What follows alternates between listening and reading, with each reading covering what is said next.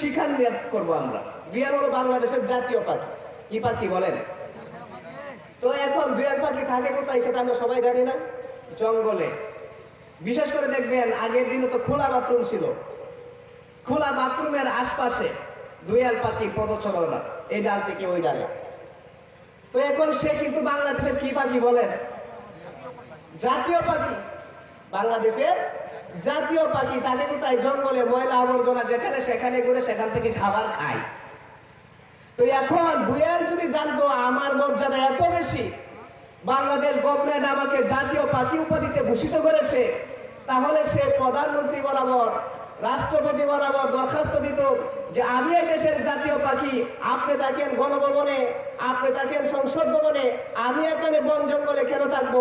আপনার গণভবনের পাশে আমাকে ছোট্ট করে একটা বাসভবন বানায় দেন, আমার একটা ছোট্ট করে কি বানায় দেন? বাসভবন বানায় দেন। আমি তো বাংলাদেশের জাতীয় পাখি, আমি জঙ্গলে কেন থাকবো? পোকামাকড় কেন খাবো?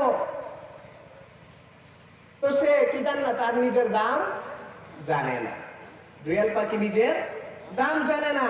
আমরা মুসলমান, আমরা নিজেদের কদর জানি না, কোরআনের কদর জানি না। এই জন্য আজকে কোরআনের মজমার অবস্থা হলো এই, কোরআনের মাহফিলের অবস্থা হলো এই জন্য মুআজ্জাজ মুহতারাম হাজিরিন, এই মাহফিল সাফল্যমণ্ডিত হবে তখনই